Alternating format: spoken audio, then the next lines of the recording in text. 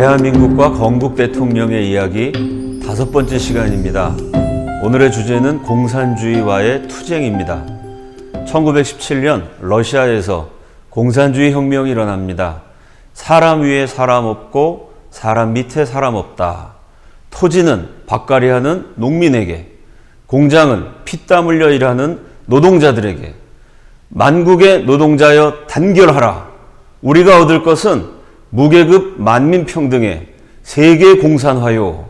우리가 잃을 것은 억압과 압제의 쇠사슬이다.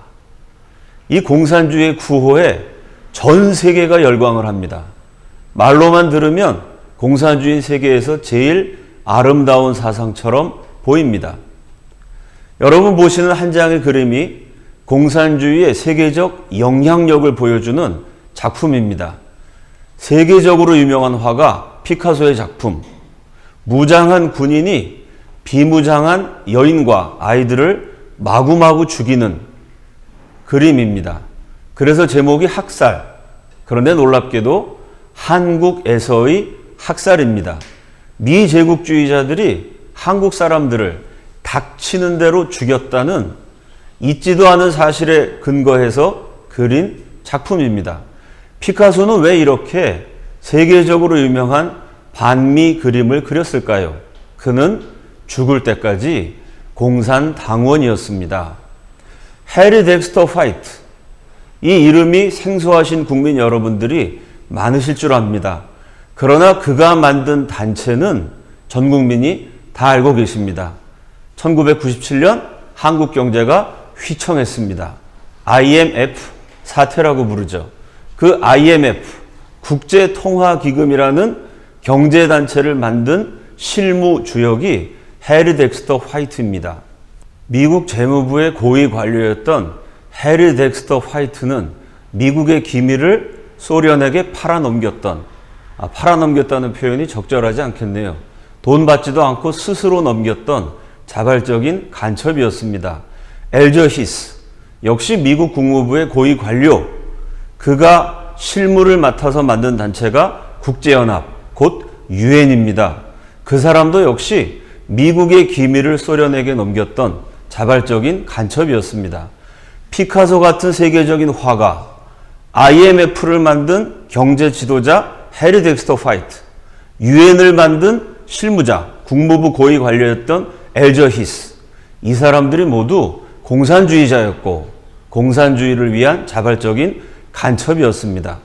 이렇게 전 세계가 공산주의에 열광했고 특히 지식인들이 공산주의 혁명의 갈채를 보내고 있을 때 1917년 혁명이 일어나고 불과 열흘 만에 공산주의의 멸망을 예언했던 사람이 있습니다. 공산주의는 반드시 망한다.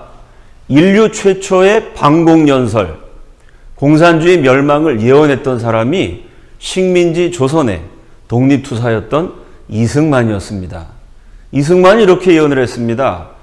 인간에게는 자유롭고자 하는 본성이 있다. 그런데 공산주의는 그 인간의 기본적이고 원초적인 본성, 신이 인간에게 부여한 고귀한 자유를 박탈하기 때문에 결국은 멸망할 수밖에 없다.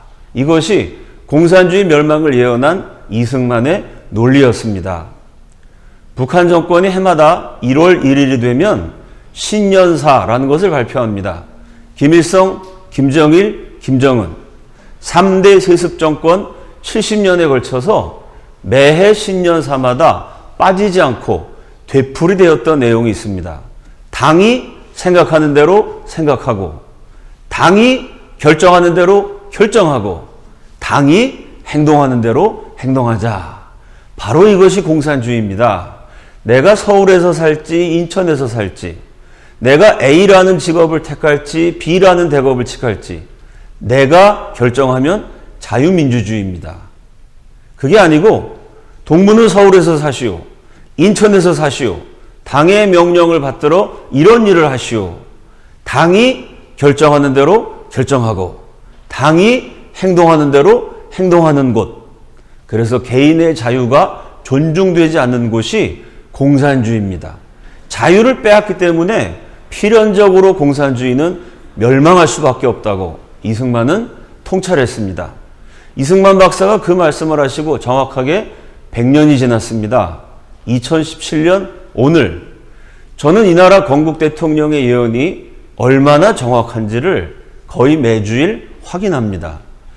제가 북한에서 고생하던 탈북자들, 우리 동포들 구출하고 한국에 잘 정착하도록 섬기는 일을 합니다. 탈북 동포들 한 10분 만나서 제가 물어봅니다. 북한 와서 살다가 남한 와서 사니까 뭐가 제일 좋습니까? 10분에게 물어보면 8분, 9분이 약속이나 한 듯이 똑같이 대답합니다. 자유가 제일 좋습니다. 북한에는 자유가 없었는데 남한에 오니까 자유가 있어서 제일 좋습니다. 이승만 박사의 지적이 100년이 지난 오늘 확인해 봐도 정말 정확하다는 것을 알 수 있습니다. 그러면 또 제가 그분들에게 질문합니다.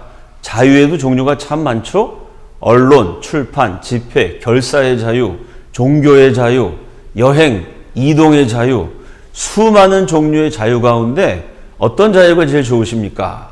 물어보면 10분 가운데 또 8분, 9분이 이렇게 대답합니다. 은행에서 돈 찾는 자유가 제일 좋습니다. 우리 대한민국 국민들은 그 얘기가 잘 이해가 안 됩니다. 은행에 예금해 놓은 내 돈, 그걸 찾는 것은 당연한 일이지 자유라고 생각하지 않습니다. 그게 당연한 일이 된 것은 건국 대통령 이승만 박사가 자유민주주의라는 아주 탁월한 체제를 선택했기 때문입니다. 은행에 들어간 내 돈을 내가 찾는 거 자유민주주의 체제에서는 당연합니다. 그러나 공산주의 북한에서는 당이 결정하는 대로 결정하는 겁니다. 당이 찾으라 그래야 찾는 거지 내 마음대로 찾는 게 아닙니다. 은행에 들어간 내 돈 찾기 위해서 당 간부들에게 돈 바쳐야 합니다. 실제로 몸을 바쳤다는 동포들도 있습니다. 은행에 들어간 내 돈 찾느라고 그 고생을 하다가 대한민국 와서요, 카드만 집어넣으면 돈이 튀어나옵니다. 얼마나 참 탈북 동포들에게는 감격적이고 감사한 일인지 모릅니다. 저희 단체 어느 동포에게 제가 돈 찾아오라고 부탁을 한 적이 있습니다. 은행이 바로 사무실 옆이기 때문에 한 2, 3분이면 와야 되는데 30분 지나도 안 옵니다. 이분이 남한에서 잘 모르셔갖고 길을 잃어버리신 거 아닌가 걱정을 하고 있는데 늦지막하게 들어오셨어요. 얼굴이 싱글벙글 웃습니다. 제가 질문했습니다. 돈 찾는데 왜 이렇게 오래 걸렸어요? 이분의 대답, 은행에서 돈 찾을 때마다 그렇게 행복하대요. 북한에서 은행에 돈 맡겨봤자 그거 언제 뺏길지 모릅니다. 김정일이가 죽기 전에 마지막 저지른 악행, 화폐 개혁이란 거 해가지고요, 은행에 넣어둔 북한 동포들의 돈을 모두 휴지 조각으로 만들었어요. 그 돈 때문에 고생하다가 남한 와서 쉽게 찾으니 그 행복이 너무 기쁩니다. 그런데 30만 원을 찾는데 카드를 넣고 찾으실 금액 30만 원 이렇게 누르면 30만 원이 한꺼번에 나와서 행복한 순간이 너무 짧아요. 그 행복을 오래 누리고 싶어서 카드를 넣고 찾으실 금액 10,000원. 10,000원 나오면 보고 야, 내가 좋은 나라 왔구나. 다시 또 카드를 넣습니다. 찾으실 금액 10,000원. 30만 원을 30번에 걸쳐서 나눠 찾느라고 그렇게 시간이 걸렸답니다. 자유라는 것이 사람을 기쁘게 하고 행복하게 한다는 것, 인간 생존의 기본 조건이라는 것을 확인할 수 있는 대목입니다. 1917년에 공산주의 멸망한다는 예언을 했습니다. 그런데 임시정부에 자꾸 공산주의자들이 끼어듭니다. 그들을 정리하기 위해서 1923년 임시정부 대통령이었던 이승만이 공산당의 당부당, 공산당이라는 것이 정당한가 부당한가라는 제목으로 논문을 씁니다. 모든 부자의 돈을 합하여다가 나누어 가지고 살게 하면 이게 공산주의죠. 부자들 돈을 다 뺏어가지고 공평하게 나눈다. 말로는 그렇게 합니다. 기업가들의 경쟁이 없어지고 상업과 공업의 발달이 되기 어려우리니 사람의 지혜가 막히고 모든 기기묘묘한 기계와 연장이 다 스스로 폐기되어 지금의 이용 후생하던 모든 물건이 다 더 진보되지 못하며 물질적 계명이 중지될지라. 공산주의 하면은 열심히 일한 사람이나 일하지 않은 사람이나 똑같이 나눠줍니다. 그러면 누가 열심히 일하겠어요? 노력하지 않기 때문에 물질적 계명이 중지될지라. 원시적인 사회가 되고 만다. 공산주의 사회에서는 기술 발전이 일어나지 않는다라고 1923년에 공산당의 당부당이라는 글에서 분명히 밝혔습니다. 그런데 이승만이 이 글을 쓰고 66년이 지난 1989년 소련 공산당의 마지막 전당대회가 열립니다. 그곳에서 공산주의 종주국 소련의 마지막 최고 지도자 고르바초프가 탄식을 합니다. 자본주의 국가는 놀랍게 기술이 발전했는데 우리 공산주의 소련은 기술 발전이 너무나 정체됐다. 기술 발전이 안 돼서 공산주의가 멸망할 수밖에 없다는 공산주의 종주국 최고 지도자들의 마치 공산주의의 유언 같은 탄식입니다. 1923년에 이승만이 물질적 계명이 중지될지라. 공산주의 하면 기술 발전이 안 된다. 정확하게 66년 후에 1989년 고르바초프가 기술 발전이 안 돼서 공산주의가 망했다. 마치 이승만의 논문을 읽은 것처럼 아귀가 딱 들어맞는 그런 언급을 남겼습니다. 이승만이 70년 앞을 내다본 위대한 역사의 예언자였다는 것을 입증한 대목입니다. 그런데 너무 앞서간 사람에게는 기다려야 하는 형벌이 내려집니다. 이승만은 공산주의에 대해서 정확하게 꿰뚫어보고 역사의 흐름을 앞서가신 분입니다. 그러나 미국은 이승만만큼 앞서가지 못했어요. 결국 이승만에게 기다려야 하는 형벌이 내립니다.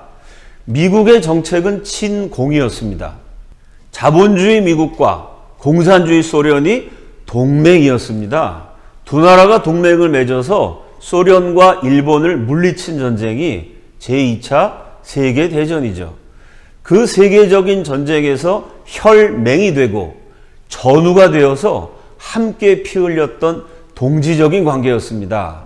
그래서 미국의 정책은 1917년부터 1948년까지 반공이 아니라 친공이었습니다. 그 미군이 해방을 막고 서울에 들어옵니다. 그 미국이 대한민국 정부 수립의 후견인 역할을 하죠. 미국의 정책은 당연히 공산당과 공존할 수 있는 정부, 반공이 아닌 친공, 유화적인 정부를 세우는 일이었습니다. 하지만 이승만은 한사코 대한민국 정부는 반공이어야 한다. 대한민국은 공산주의와 공존할 수 없다. 이 미국의 방향을 거부합니다. 화가 난 미군정 최고 지도자 하지가 이승만에게 직격탄을 날리죠. 1946년 6월 3일 하지가 전국에 방영된 라디오 방송을 통해서 공개적으로 비난합니다. 이승만 박사는 한국의 정치가들 중에서 너무나 위대한 분입니다. 나는 개인적으로 그가 유일하게 위대한 분이라고 말하기까지 합니다. 이렇게 하디가 이승만을 높게 평가했어요. 그러나 거기 단서 하나 답니다. 그런데 그 위대한 이승만이 공산주의에 대한 공격을 멈추지 않는 한 그는 새로 수립되는 대한민국 정부에서 어떠한 자리도 차지하지 못할 것입니다. 다 좋은데 정말 탁월하고 위대한 사람이라는 것 내가 만나보고 대화해보고 겪어봐서 아는데 단 한 가지 미국의 친구인 공산주의를 그토록 비난하기 때문에 이승만이 반공정책을 포기하지 않는 한 대통령은커녕 대한민국 정부에 어떠한 자리도 차지할 수 없다는 공개적인 엄포입니다. 이승만 박사가 굴하지 않습니다. 5천년 자주독립국인데 비록 약소국이지만 이제 갓 식민지에서 해방되었지만 대한민국은 국민을 보호하기 위해서 반공으로 가야 된다. 강대국 미국과 한치의 물러섬도 없이 팽팽하게 맞섭니다. 하지가 얼마나 열받았겠어요. 각종 조치로 이승만을 탄압을 하죠. 가택연금, 사실은 이승만을 붙잡아다 감옥에 집어넣고 싶었는데 임시정부 대통령의 전 국민이 존경했던 독립투사를요 투옥시켰다가는 한국인들이 폭동을 일으킬 수도 있습니다. 감옥에 못 집어넣는 대신 이승만 박사의 집을 감옥으로 만들었어요. 집 밖에서 한 발자국도 못 나오게 합니다. 이승만에게 전달되는 모든 우편물을 차단하죠. 전화선을 끊어버립니다. 72세의 민족 지도자를 감금해 놓고 27살짜리 미군 대위가 권총을 흔들면서 협박을 합니다. 닥터 승만 리, 워싱턴에서 전보가 왔는데 말 안 듣는 놈은 쏴 죽여도 된답니다. 이승만 너 자꾸 말 안 들으면 쏴 죽일 수도 있다. 실제로 미군이 이렇게 이승만을 협박을 합니다. 그 협박에 굴하지 않고 이승만이 끝까지 미국과 싸우죠. 이승만의 투쟁 대상은 미국만이 아니었습니다. 그 당시 대한민국에 공산주의를 지향했던 남로당, 공산주의 전위 정당이 있었습니다. 남로당을 비롯한 좌익들이 이승만을 암살하기 위해서 여러 번 시도합니다. 총을 쏘기도 하고 이승만 박사의 자택에 폭탄을 설치하기도 합니다. 그 숱한 암살의 위기를 넘기고 살아남았다는 것, 기독교적으로 이야기하면 하나님의 보호하심이고 우리 국민들의 일반적인 용어로 표현하면 하늘의 도우심이 아닐 수 없습니다. 전 세계 언론은 반공주의자 이승만을 전쟁광, 수구꼴통, 극우세력 이런 식으로 주홍 글씨를 달아서 비난을 퍼부었습니다. 그런데 이렇게 이승만이 미국과 남로당과 소위 진보적이라는 세계의 언론들과 싸우고 있는 사이에 국제 정세가 희한하게 흘러갑니다. 예를 들어보죠. 자, 식민지에서 독립한 나라, 압제에서 해방된 나라들이 새로 정부를 구성합니다. 선거를 하는데 정치인 A 이렇게 연설을 해요. 좌파냐 우파냐 그거 너무 따지지 말자. 사람마다 성격이 다르듯이 정치 노선도 얼마든지 다를 수 있다. 중요한 거는 모두가 힘을 합쳐서 좋은 나라 세우는 거니까 좌우 너무 가르지 말고 합작을 해서 좋은 정부를 세우자. 좌우 합작론이 A입니다. B는 이승만 같은 반공투사죠. 당신의 아들이 공산주의자면 부모 자식의 인연을 끊어라. 당신의 형제가 공산주의자면 그 형제 때문에 집안이 망하고 나라도 망하게 된다. 이런 사람이 B입니다. 여러분 국민들이 듣기에 A가 좋을까요? B가 좋을까요? 이게 무슨 공산주의자라고 부모 자식의 인연을 끊어라. 형제도 아니다.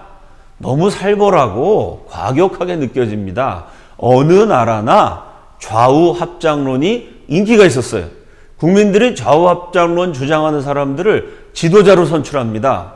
그래서 좌우 합작 정부가 만들어지는데 이상한 일이 계속해서 일어나요. 좌우 합작에서 얼마 지나지 않아 우가 소멸됩니다. 우파의 지도자들이 의문의 교통사고를 당해요. 갑자기 암살당합니다. 실종되어서 사라지거나 무슨 이유인지 모르게 정치계에서 은퇴해버립니다.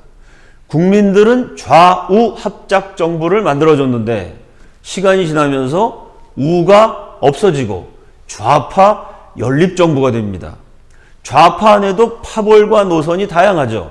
진보주의자, 사회주의자, 수정된 공산주의자, 공산주의자 안에서도요, 소련파, 소련을 중심으로 하는 소련파 공산주의자가 있고, 자기 민족, 자기 고유의 특성을 강조하는 국내파, 민족적 공산주의자가 있습니다.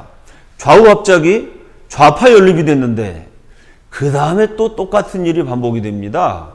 소련파를 제외한 나머지 지도자들이 교통사고를 당하고 실종되고 암살을 당하고 정계에서 은퇴해버립니다. 결국 누구만 남냐면 소련의 지령을 받는 소련파 공산주의자들만 남아서 결국은 소련의 꼭두각시 국가가 되고 위성국이 되고 무서운 독재를 실시합니다. 북한의 경우를 예를 들어보죠. 소련군이 평양에 진주했을 때 장교가 이런 기록을 남겼어요. 평양은 조만식 판이었다. 그 당시 평양에서 가장 존경받았던 북한 전체를 대표할 수 있는 지도자는 좌파가 아니었습니다. 우파 기독교 민족주의자였던 조만식 선생이었습니다. 또 조만식 선생 다음 정도로 영향력 있었다고 평가할 수 있는 인물이 현준혁 국내파 공산주의자입니다. 조선이 배출한 가장 뛰어난 공산주의 이론가 가운데 한 사람이고요. 이 사람 공산주의자였지만 조만식 선생을 깍듯이 존경했고 예의를 갖췄던 인물이었습니다. 그리고 세 번째가 이제 소련이 앞세워서 들어온 젊은 대위 김일성이었습니다. 그런데 결과는 어떻게 됐을까요? 가장 유력했던 조만식 선생 언제 어떻게 사라졌는지도 모르게 호텔에서 마지막 만남을 가진 것이 최후의 장면이었습니다. 실종되어 버렸습니다. 현준혁 암살당했습니다. 우파 실종됐고 국내파 공산주의자 암살당했고 마지막에는 소련파 공산주의자 김일성이 집권합니다. 아들 김정일, 손자 김정은까지 3대 70년에 걸친 세습 왕조를 구축합니다. 전 세계 수많은 나라가 공산화됐습니다. 그런데 그 공산화 과정을 살펴보면요. 공산주의자가 다수였기 때문에 공산화된 사례는 단 한 건도 없습니다. 처음부터 공산당 단독 정권으로 집권했던 사례도 단 한 번도 없습니다. 좌우 합작해서 우파 지도자를 다 제거합니다. 좌파 연립이 된 다음에 소련파를 제외한 나머지 지도자들을 또 제거합니다. 결국은 소련의 지배를 받는 공산 독재 국가가 되는 것입니다. 전 세계가 붉게 물들어요. 친공 정책을 폈던 미국이 당황하게 됩니다. 1947년 3월 12일 트루만 대통령이 드디어 결단을 내립니다. 그 유명한 트루만 독트린이죠. 트루만 독트린은 강대국 미국의 외교 정책을 손바닥 뒤집듯이 180도 정반대로 바꾼 대단한 결단입니다. 이제까지 미국의 친구였던 소련은 이제 미국의 적이다. 미국의 정책이 친공에서 반공으로 바뀝니다. 이 트루만 대통령 이후로 미국이 40년 반공 정책을 추진했고 마침내 공산주의는 종주국 소련의 멸망을 필두로 해서 역사의 뒤안길로 사라지게 됩니다. 오늘날 트루만 대통령은 트루만 독트린은 공산주의를 붕괴시킨 위대한 인물이요 위대한 결단으로 평가받고 있습니다. 이렇게 미국의 정책이 친공에서 반공으로 바뀌면서 이승만에 대한 미국의 태도도 정반대로 뒤집어지게 됩니다. 이승만 노선이 맞다. 대한민국은 반공 정권으로 수립되어야 한다. 결국 미국이 이승만을 지원해서 대한민국은 반공 국가로 탄생하게 됩니다.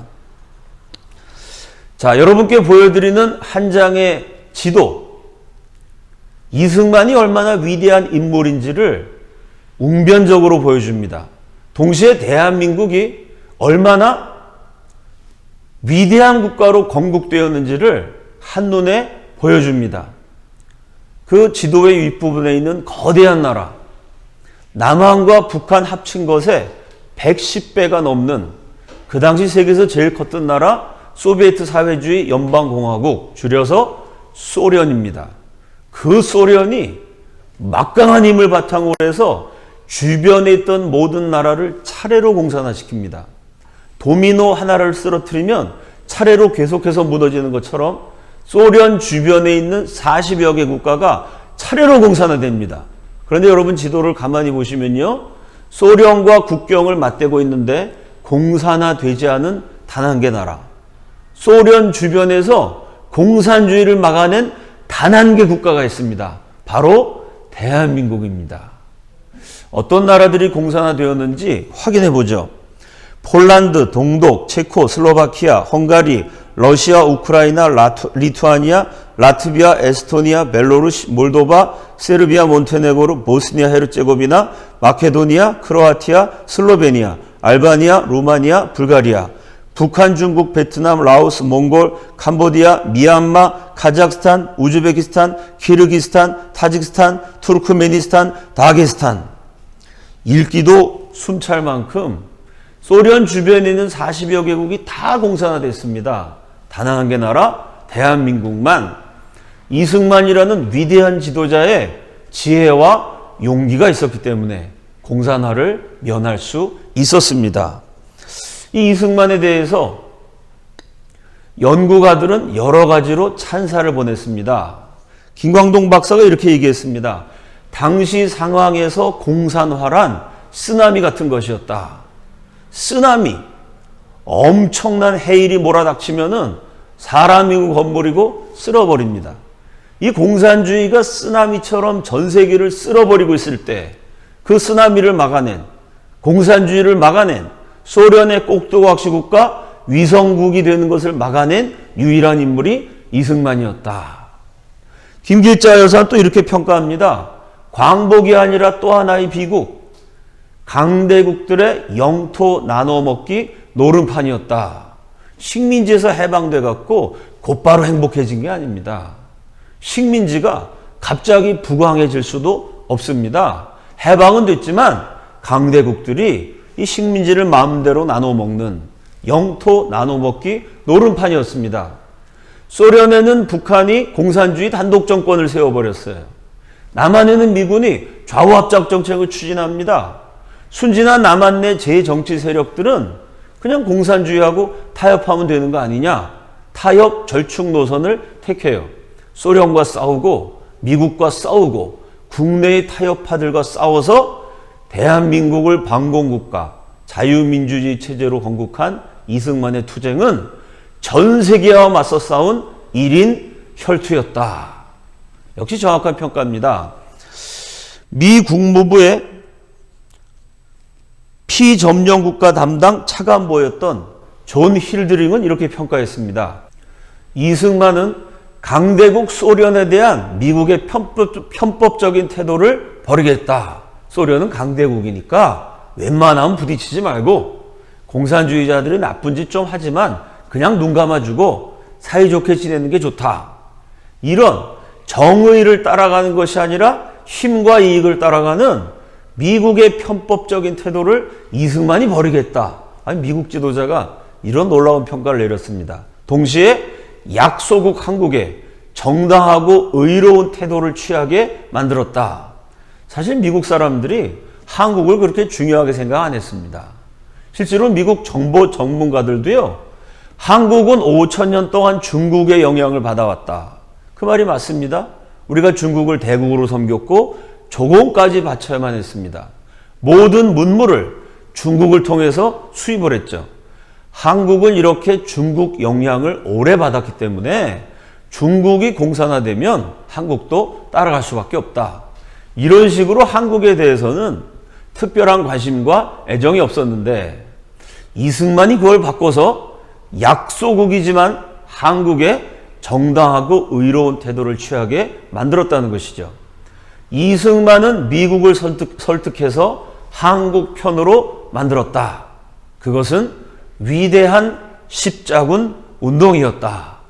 미 국무부의 고위 관료가 전 세계 식민지 출신 국가, 강대국에게 점령당했던 피점령 국가의 운명을 결정하는 고위 관료가 이승만에 대해서 이렇게 격찬을 했습니다. 대한민국 좌파들이, 종북 세력들이 이승만을 깎아내립니다. 미제국주의 앞잡이라 그럽니다. 천만의 말씀입니다. 여러분, 미국은요 1947년부터 반공정책했습니다. 이승만은 1917년부터 반공을 부르짖었어요. 그것 때문에 미국의 탄압도 받고 박해도 받았습니다. 그런데 결국 미국과 이승만이 동맹관계를 맺습니다. 여러분, 이게 미국의 앞잡이인가요? 미국보다 30년 앞서갔는데 어떻게 미국의 앞잡이가 되겠어요? 앞선이라고 말하면 맞습니다. 길잡이라고 말하면 정확합니다. 오히려 이승만이 길잡이가 돼갖고 미국을 이끌어갔다라고 보는 것이 정확한 해석입니다. 그러면 전 세계가 공산주의가 다 좋은 건 줄 알았는데 이승만은 어떻게 홀로 반공을 외칠 수 있었을까요? 이승만이 반공주의자가 된 이유, 첫 번째는 독실한 기독교인이었기 때문입니다. 이승만 연구가들, 손세일 선생, 조갑재 선생, 김일자 여사, 이분들의 저서에 공통적으로 지적하는 것이 독실한 기독교인이었기 때문에 성경을 불태우고 교회를 파괴하며 역사상 기독교인들을 제일 많이 죽였던 공산주의를 용납할 수 없었다. 그가 기독교인인 점이 반공투사가 되는데 결정적 영향을 끼쳤다고 평가합니다. 두 번째는 직접 소련에 가서 보았던 경험이 있었습니다. 이승만 박사는 여행을 좋아했어요. 시간이 날 때마다 전 세계를 누비면서 국제 여론에 호소하는 독립운동을 벌였습니다. 그 이승만 박사가요, 소련 수도 모스크바를 직접 방문합니다. 그때쯤이면 이승만이 반공투사였기 때문에 소련의 요주 인물로 낙인이 찍혔어요. 그래서 들어가자마자 곧바로 추방됩니다. 그 짧은 기간에 공산주의가 뭔지를 이승만이 정확하게 목격합니다. 기차에서 만난 미국인과의 대화에 대해서 기록한 내용이 있습니다. 소련에 가봤더니요, 오스트리아, 헝가리, 유럽 어느 나라 농민들보다 소련 농민이 더 가난합니다. 기차에서 만난 미국인이 뭐라 그러냐면 소련 전역에 굶어 죽은 농민들의 시체가 널려 있는 것을 봤다. 이승만이 그 얘기를 들으면서 인민의 지상 낙원이라고 선전하는데 인민을 굶겨 죽이는 체제가 공산주의구나. 원래 소련 가기 전에도 공산주의 싫어했지만 가서 보면서 더욱 확신을 갖게 됩니다. 그런데 놀라운 점은요, 훗날 대한민국 대통령이 되는 이승만, 공산주의 종주국에 가서 실상을 봤습니다. 비슷한 시기에 훗날 대한민국 부통령이 되는 김성수 선생도 모스크바를 방문했어요. 이분은 세계적인 명문 대학을 세우는 게 꿈이었습니다. 대학을 세워서 식민지 조선에 애국자를 길러내야 된다. 언젠가 우리가 독립을 하게 될 때 그 대학에서 길러낸 인재들이 나라의 주춧돌이 될 것이다. 이런 비전을 가지고 1년 반 동안 전 세계를 여행합니다. 세계적인 명문 대학들을 하나하나 발로 밟고 눈으로 보고 관계자들과 대화를 나눕니다. 이분이 모스크바 대학 방문하기 위해서 소련 땅에 들어갔어요. 그 소련을 본 경험을 이런 기록으로 남겼습니다. 평등을 강조하면서도 실제로는 계급 차이가 극심할 뿐 아니라 빈부격차가 심하여 참다운 사회주의가 정착할 것 같지 않다. 이게 공산주의 혁명이 일어나고 얼마 지나지 않아서 소련의 모습입니다. 지금도 마찬가지입니다. 북한이 인민의 평등 어쩌고 그러죠. 세계에서 빈부격차가 가장 극심한 곳입니다. 당 최고 간부들은 세계 최고 수준의 사치를 즐기죠. 전 국민의 3분의 2는 영양실조 상태고요. 무려 400만은 먹을 게 없어서 굶어 죽었습니다. 공산주의 하면요, 부자가 더 부자가 되고 가난한 자는 더 가난해지고 계급격차, 빈부격차는 더 심해지게 됩니다. 당 지도자들의 호화, 사치생활 풍조가 도를 넘는다. 노동자의 천국이라는 소련에 노동자들이 아사 상태에서, 굶어 죽을 상태에서 힘겨워 길가에 쓰러져 죽어나가고 있다. 김성수 선생도 똑같은 얘기를 합니다. 공산주의 하면 굶어 죽는다. 여러분, 이 두 분이 공산주의를 눈으로 보고 귀로 들어서 실체를 정확하게 파악했던 두 분이 대한민국의 대통령이 되고 부통령이 됩니다. 공산주의 하면 굶어 죽는다. 무슨 일이 있어도 공산주의는 막아야 한다. 이런 분들이 지도자가 되었기 때문에 오늘날 저와 여러분이 김일성을 어버이 수령이라고 부르지 않고 당이 결정하는 대로 노예처럼 따라가지도 않고 자유 대안의 자유와 번영을 누릴 수 있는 것입니다. 남한의 청년과 북한의 청년은요, 같은 민족입니다. 같은 유전자, 단군의 후손입니다. 같은 언어를 쓰고 5,000년 같은 역사를 물려받았으며 같은 문화 속에서 성장했습니다. 같은 민족, 같은 언어, 같은 역사, 같은 유전자인데요. 나란히 세워놓고 보면 남한 청년이 북한 청년보다 키가 한 뼘이 더 커요. 몸무게는요, 북한의 중학생 몸무게가 남한의 초등학생 몸무게만도 못합니다. 같은 민족인데 키가 달라지고 몸무게가 달라지고 체형마저 달라졌습니다. 무엇이 이렇게 사람의 몸까지 바꿔놨을까요? 바로 이념입니다. 공산주의라는 이념이 키를 15cm 더 작게 만들었고 중학생 몸무게를 초등학생 수준으로 못 먹고 굶주려서 말라 비틀어지게 만들어버렸습니다. 이념이라는 것이 이렇게 무서운 것입니다. 지금 대한민국에서도 좌우합작 내지는 노골적인 공산화를 추구하는 사람들이 참 많습니다. 그 사람들이 제일 자주 쓰는 말이 두 가지입니다. 첫째가 색깔론. 당신 이념에 문제가 있다. 종북이냐? 물어보면 약속이나 한 듯이 합창하는 것처럼 대답합니다. 지금이 어떤 시대인데 철진한 색깔론을 부르짖느냐. 남들이 공산주의라고 지적하면은 색깔론이라고 대답합니다.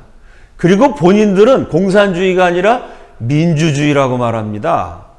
남이 공격할 때는 색깔이라고 비난하고 본인들이 공산당 비슷한 정책을 내놓으면서 이거는 민주주의라고 말합니다. 사실은 그게 공산당 전략입니다.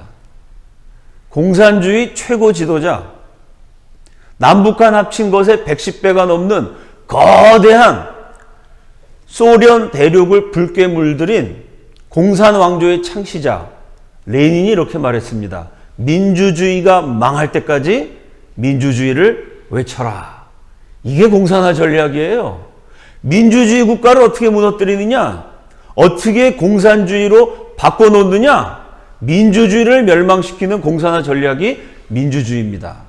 민주주의를 외쳐서 민주주의를 망하게 한다는 전략입니다. 예를 들어 이런 겁니다.